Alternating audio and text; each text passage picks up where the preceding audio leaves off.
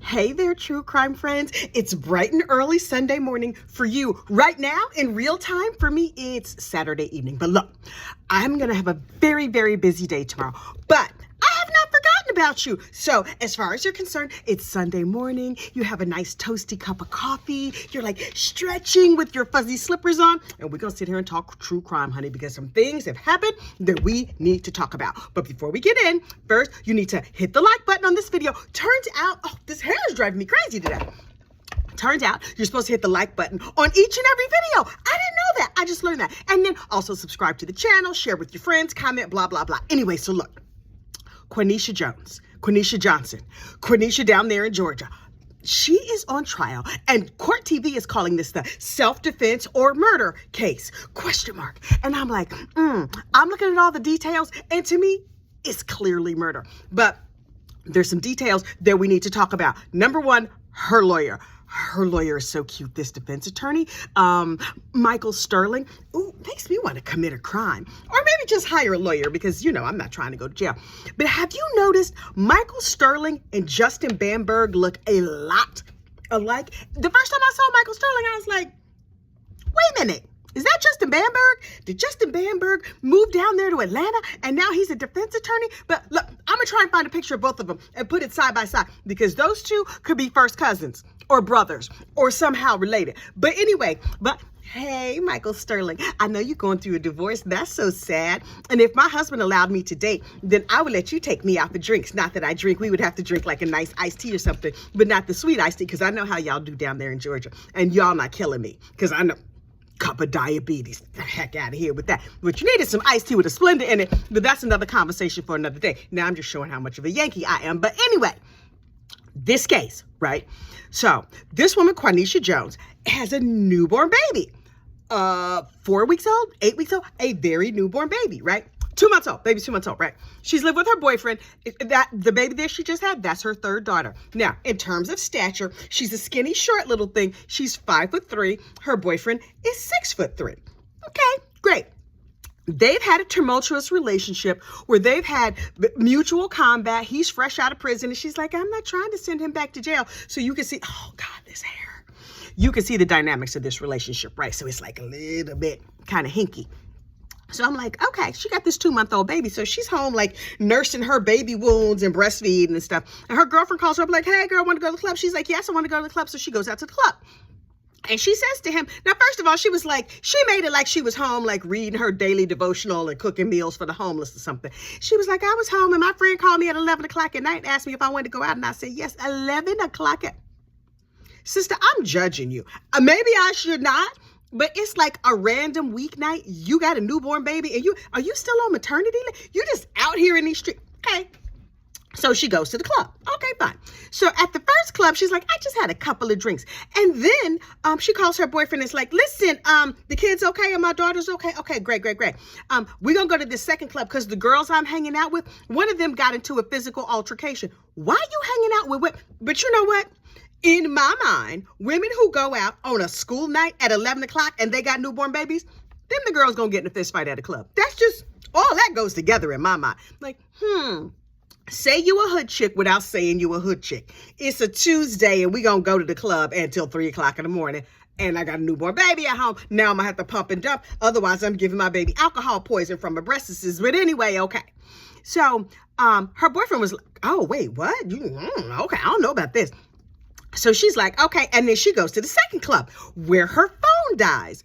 Okay, that happens. Fine. Clearly she was not charging it while she was home reading her Bible or whatever she was supposed to be doing. So her phone dies. She stays out for several more hours. And then he's nervous, right? Because he's home with her kids. Girl, he's so dangerous. Why he home with your kids while you out here turning up in the club? But okay, fine. So he calls her aunties and it's like, hey, have you seen her? I don't know what her phone died. Oh my goodness, there was a fist fight. They calling jails and they calling police stations. They trying to find this woman. So finally, she calls her auntie and it's like, she gets out of the club. She goes to the after the club, then the after hour spot, then the after hour spot, right? Like you do when you have a 2-month-old baby at home. Okay, so she calls her auntie like, oh, hey, auntie, everybody been blowing up my phone. My phone died. I'm fine. And so they're like, wait, we're going to link in your boyfriend because he's real upset. Okay, great. So they link in the boyfriend and he's like, blah, blah, blah, blah, blah, Oh, real reckless with the mouth. And her aunties are up in Philly. I guarantee you they from South Philly. Now, I don't know that much about Philly. Hey, Philly, y'all my favorite people. I love that market y'all have downtown. Anyway, these aunties got no time for mess. These are not pearl clutching aunties. These are gun owning aunties. I'm not saying they own guns, but they strike me as the kind of aunties who, you know, the TTs are undefeated, right? TTs remain undefeated. And them TTs, oh, you're not messing with them TTs. You certainly not messing with their family, because they're like, listen, say one wrong word to her and I'm going to gas up this car and I'm going to drive down there right now. I don't care if I got to call in to work. So I was looking at them aunties like I wouldn't have said nothing to them aunties. So this dude is upset. He's like, when you get home, I'm going to beat you behind. And one of the aunties was like, click, I'm dropping off this line. Let me text him. Let me tell you something. So she was texting him on the side like, I will teleport down there and snap your neck if you lay one finger on her again, because they got a history of this kind of dramatics. Okay. So also, number one, I feel like this was a bad and toxic relationship. Number one. Number two, if you have to add beat her up again, girl, why was you even in there? Because you got once to look at me wrong. I'm the delicate flower kind of girl. Where you look at me crazy, you're going to have to go. I don't care if you used to be in prison. I don't care if I love you. I'm not that understanding, but that's just me. I'm not trying to victim blame. But she's not the victim in this case. He is. So she gets home. Right? She calls the police because she's like, well, he said he gonna beat me up. And when I was studying my textbook, I was also studying some domestic violence type situations. And if I just go on and accidentally kill him, then I have read in the code section, it says exactly what I have to do. So she calls the police and the police is like, Heifer, you taking too long to get here. We have other actual crimes to deal with. So the police leave. So she's like, well, I'm just gonna wait because I'm scared to go in my house now. Finally, the police show up and she's like, officer, can you escort me? Because he said he's going to beat me up. Now, he got her 2-month-old baby. It's November. It's also Atlanta, so it's not that cold. But comes outside, and he's just like, blah, blah, blah, blah, blah. What are you doing? He's mad. He's yelling at her. He's yelling at the cops. The auntie's on the phone. Everybody going crazy, whatever. The cops finally leave. It was like, listen, y'all two need to separate. This is a bad situation. Okay, you need to calm yourselves down. So she had said to the 911 and to the police officer, there are no weapons in the house. The only person with a weapon is me.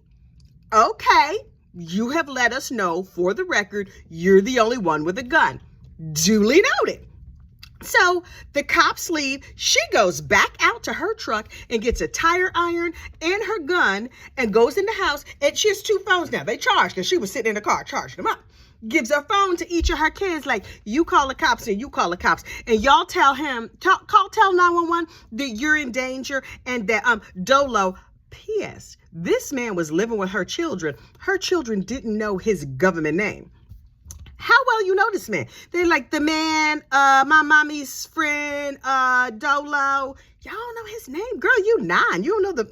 Okay. Mother, I'm not blaming that on the child. I'm charging that to the mother in all of her triflingness. So anyway, so he's like, they're having a fight, right? Here's the thing about Miss Missy, who thought she had planned this out so good. Y'all having a fight in the background. That means 911 can hear the fight in the background. So all of your mess is recorded. Okay, I see you now. So what you hear the little girl on the phone saying, I do not feel safe. I feel like I'm in danger. To me, I feel like you've been coached. Okay.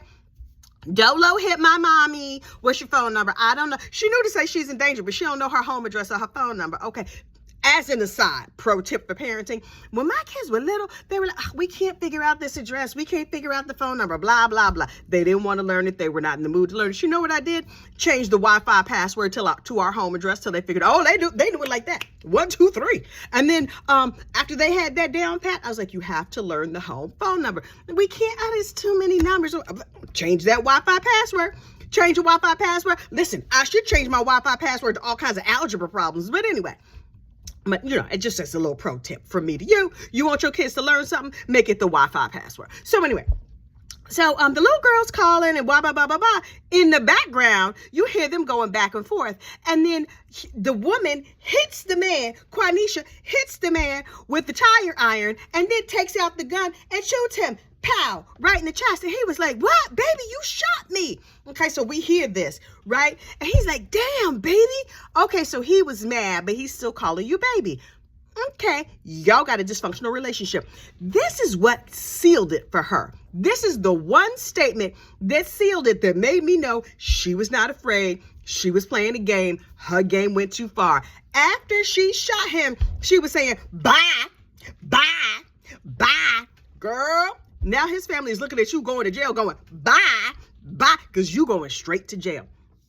People talking about it was self-defense. She was failed by the system. She was failed by herself. She was failed by her common sense. Quaneesha, girl, you was wrong.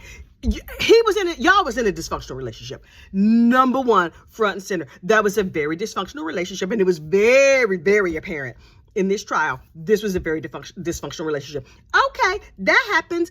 Fine. Not fine for me, but okay, fine for you if that's what you're gonna do. But you can't be out here in these streets like, yes, I did all these terrible things and he ended up dead, but I think it's his fault. Ma'am, no.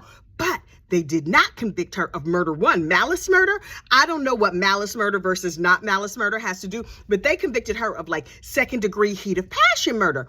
Okay. I don't know that that's entirely accurate, but close enough. And her sentence can be anywhere from 6 to 20 years. Now she's a first-time offender.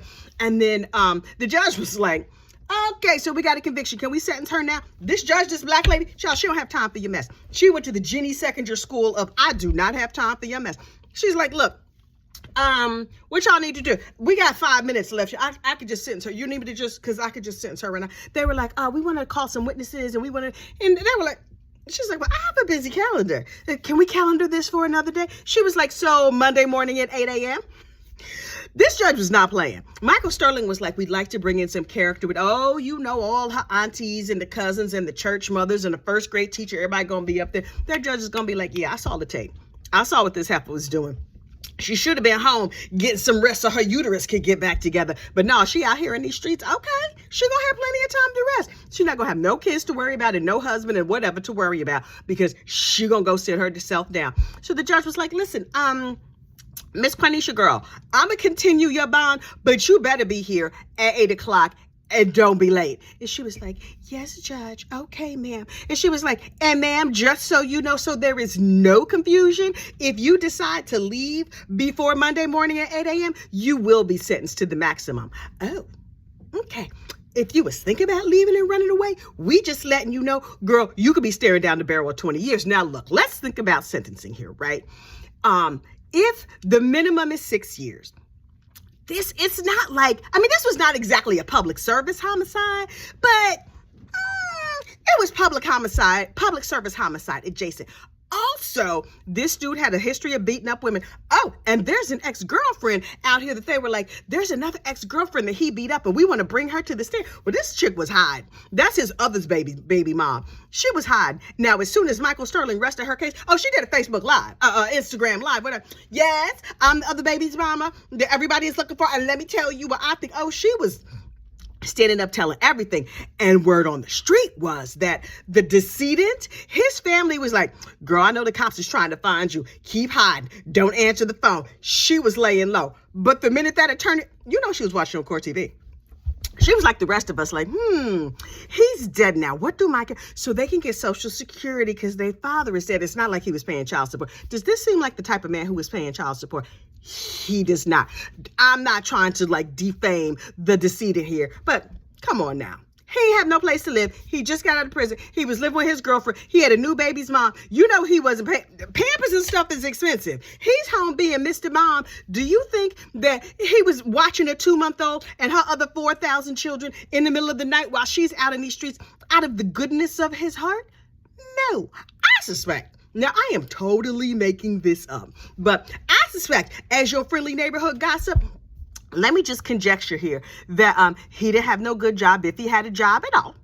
And he was not paying child support to that first baby's mom. He was certainly not paying child support to the second baby. The baby's only 2 months old. That's not even time enough for them to do the math and figure out how much. Now, his mom and them might have put a pack of Pampers or some wipes or something on their Amazon account for him, but it wasn't going to be much more than that. Now, he don't have to pay child support at all. The state of Georgia has to pay for these other women. These other babies' moms is like, oh, cool, because The state of Georgia going to be steady with their payment. It is not all about money. These children needed their fathers. And in the absence of their father who is now dead, I hope these women get themselves together and get themselves like a decent male role model in their lives, or a husband or a partner or whatever, who can help them raise these children so we build a nice, strong community in the meantime. I'm looking at all of y'all and your triflingness, and I'm being highly entertained, mostly because it has nothing to do with me. I don't know y'all. Y'all don't know me. I'm just making up stuff and speculating and carrying the gossip, the rumors, and the innuendo of the entire situation.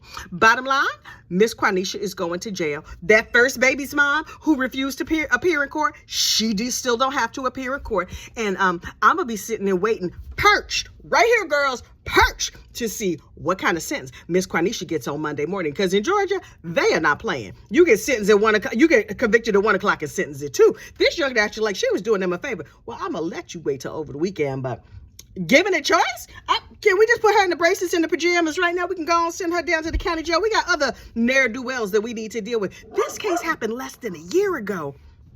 She already going to jail. Y'all don't break no crimes in Georgia. Don't break no laws in Georgia. Don't do it. You're going to be sad. You're going to be real sad. Okay, look. This dog is barking. Oh, one of the dogs is outside. One of the dogs is inside. I got things to do. I got to go clean out my trunk. Okay. Y'all have a great Sunday. And we will be back together on Monday for True Crime at Lunchtime. I have to figure out what we're going to do. Oh, I think I might do that rock star cheerleading thing. But it was kind of triggering for me. I have thoughts and feelings. I will share that with you later. Okay, I will talk to you later. Bye.